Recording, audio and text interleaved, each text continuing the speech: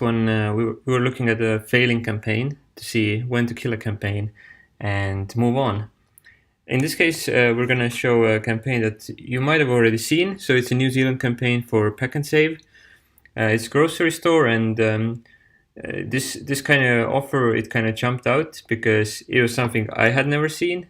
It had like super bright, colorful, like the company brand itself is like super bright yellow. So all the landing page, all the icons, they were kind of very, very visible, and I think that's kind of made it interesting to me, and I think that's what it made it stand out to the audience as well.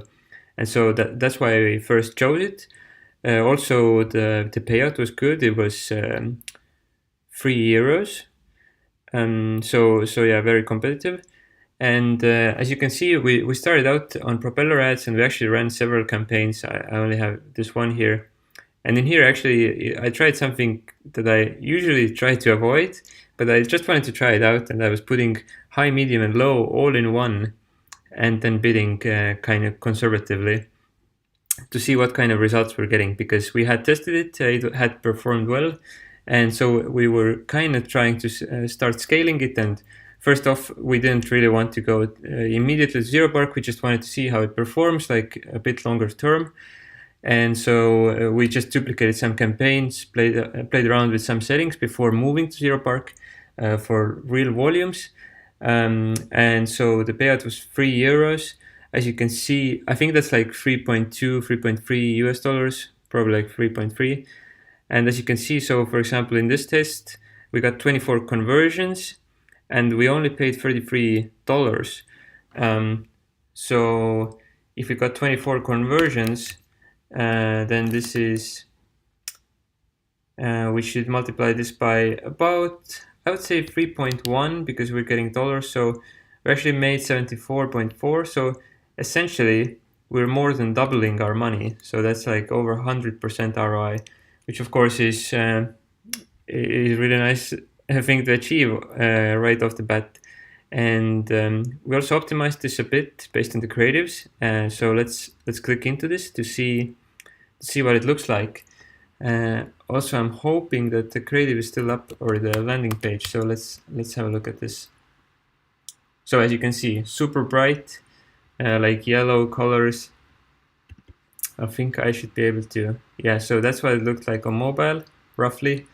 So this 4-question click-through. And actually, as you can see, quite hard questions, like when was it founded, like where you actually have to think. Okay, maybe the last one wasn't that much where you had to think, but this is also what jumped out to me. So I think if you have spent some time to actually think about these questions, and you think these questions are so hard that maybe other people don't have a chance to answer them, but you know it, and maybe you even Google it, I think then you're not giving up if they ask for your name and email. And as you can see, this opt-in is super simple, just like name and email, no address, no nothing. So all in all, I would say a great offer, super easy opt-in, bright colors, kind of niche product that most people don't run, so people aren't bored of it yet, hopefully. And so that's why we like this. And coming back to the campaign creation, again, CPC, as we always do, almost always. And what we don't do is targeting all of these different user activities at once. So this was also the reason why in here we also added user activity. So in our tracker, we could look at the stats based on the user activity. So we could understand from which activity group are we getting the conversions. And so we could see, okay, how much we paid for this group, how many conversions we got. So we could identify the best performing group. And then we would, of course, know the bid, because we can see it right here. And we could create a separate campaign with this bid, which is actually what we did later on. So moving on, frequency capping, default, 1 of 24, and creatives. So here you can see the creatives that we have. We only disabled one of them, but actually we had already tested a bit, so we had already narrowed it down that this kind of works very well for us. so that they have to answer these 4 questions, and it kind of implies that, okay, just answer these and then you'll get it. So I think this was appealing. Combine this with actually these kind of questions that requires an actual thought process and maybe some knowledge about it. I think this was a good combination. So hard questions, not we don't see them so often, but I think this could actually be a good thing to have. So the other creatives, quite similar. Again, don't pay too much attention to these images, the larger ones. I actually went to their Facebook page. That's where I got them. So they had like some sales and some other like promotions there. So I thought, again, quite bright. So maybe if it helps a bit, then it's nice. But if it doesn't, then no problem. Moving on, as you can see, all 3 are selected, even broker traffic. So maybe using broker traffic more actively is a good thing to do. Again, up to you to try it out as well. Target CPA we didn't use. Countries, New Zealand, of course, 8 cents, so quite low. But as traffic is over 1,000 clicks per day, that's not too bad for this amount of this kind of low bid, because New Zealand is it's quite an expensive country to bid on. So 8 cents is a good amount. So daily budget a bit, because we had already tested, so we increased it a little bit. We knew that it should work, so 40 per day and 250 for total, targeting only mobile. And you can see that we have optimized some zones. So from dashboard, we have showed this countless times, so I'm not going to spend too much time on this. But yeah, we excluded these 3 zones that didn't perform well. If you don't want to get them from dashboard, you can also, of course, go to volume, pick them up from there, from the reports tab. And day parting, as always, kind of from 7 to midnight. And of course, always keep in mind that you have to actually switch to their time zone as well here. So New Zealand is UTC or GMT plus 12. So that's what we did. And that was it from the setup side. So nothing too crazy. I would say that what made this a winning campaign was the offer. So very good offer, good payout, and good pre-lender, good questions on the pre-lender. And I would say from our side, the creatives, they were decent. Nothing like earth-shattering, nothing like too crazy, but just decent ones that we had already done a few rounds to test these kind of sub-headings, and this seemed to really work well. So that's what we kept. So yeah, over 100% ROI is always good to see. We actually duplicated this based on the user activities that we found that worked the best. And so later on, we just duplicated them into separate campaigns, left them to run there, and it kept working well. Of course, at some point, you have to refresh the creatives if you're running for several weeks. Then I would say that at least once per week, you would have to think something like change the icons at least. Also, you could try to make changes here, and I think this can be left this generic. Maybe you can just play around with this a little bit, but essentially we're always kind of taking this approach that it's like an incoming email.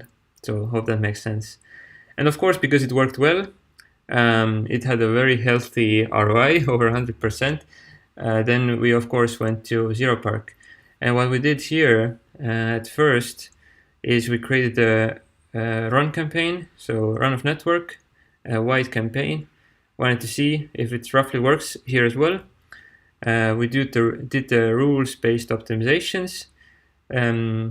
So what has worked well for us is that this kind of rule that for 7 days, it takes the data for last week, and if one target has more than 100 clicks, and we're paying more than the payout. Well, this is actually I said it a bit less than the payout, so our payout was so it was €3, so 3.1, 3.2 US dollars. But we wanted to actually already blacklist them earlier, so I said 2.9. So this is basically ECPA again, is how much we're paying to acquire one lead. So if it has a decent amount of clicks already, and we are paying too much within the last 7 days, then we post this target. And so this is what we used for optimizing, because run campaigns, it's very wide, so we need some optimizations happening here. And so we can also see by the amount of spend. Let's have a look. And again, you could actually manually come here and see what are the placements, targets, where EC API is lower. So this looks very good, this looks good, this looks good. Everything with 2 and of course with 1 is quite good. This is excellent. And so for these, you could actually come in and insert a bid. So in our case, this campaign isn't running anymore, but you could just come here and increase the bid. So currently it's just on the campaign default, so whatever you set when creating the campaign. But you also see there is this column saying win rate, and of course right now, because it isn't running anymore, it's not showing. But if you see that win rate is like 17%, but it's converting well. So for example, let's say this row eCPA is good. We have 3 conversions. We only paid 8.14. So this means we got back like so 3 times 3.2. So we got back approximately 10. So no, it should be more, because eCPA is almost 2 times lower. I think I made a calculation mistake. Basically, we're getting 2 times, again, 100% ROI essentially. And let's say you see a win ratio here that is quite low, maybe like 15, 20%. Then you know that you could actually increase the bid and you could get much more traffic from this target. And if you know that this target works well, then of course you want to increase this bid. So we created some of this data, some targets, some sources, and then we actually went and created a source campaign. And so in here as well, so we added our custom sources. We got 10 sources that worked well for us and that also our representative recommended to us. So we added these. You can click this. So if it's a source campaign, you have this button here. Otherwise, you don't see it. Add custom sources. And in here, you would just paste in the source names. And then if you want to define a custom bid, it actually shows here. So it's just a colon and then no spaces, and you just insert the custom bid. So in this case, it would be 0.15 cents or 0.2 cent. So it's quite easy. You just paste them in here, click add sources, and then they get added to this list. In our case, we have 10 sources. And again, you could see that you could make some optimizations based on eCPA. So this is a good source. This is a good source. This is an excellent source. And you can see win ratio is kind of on the lower side. So we could increase the bid here. In here, again, very low win ratio. We could increase the bid here because eCPA is low. Maybe increase it here. Okay, maybe not, because we're already winning quite a lot of bids here. And so you could go over these zones that perform really well, like 50 cents only per 1 conversion. Of course, the data is only based on 1 conversion, so maybe not statistically significant yet. But this is the kind of rule that you follow. You look at eCPA, what works well. Is it winning a lot of these placements? If it's not, if this is under 50%, increase the bid and let it run. And again, we are using this optimization rule, a bit different, but the idea is the same.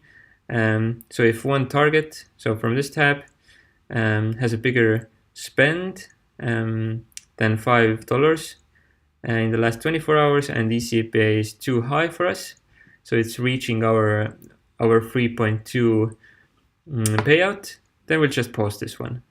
And so it keeps auto-optimizing essentially for us. And so we can run this campaign here on ZeroPark as long as it remains profitable. And again, you could come to creatives, you can optimize these again, look at eCPA, look at what's performing well. For us, it was clearly this one. So creative 1, so I can show you, nothing too crazy. So you can see quite similar to what we had on Propeller at side.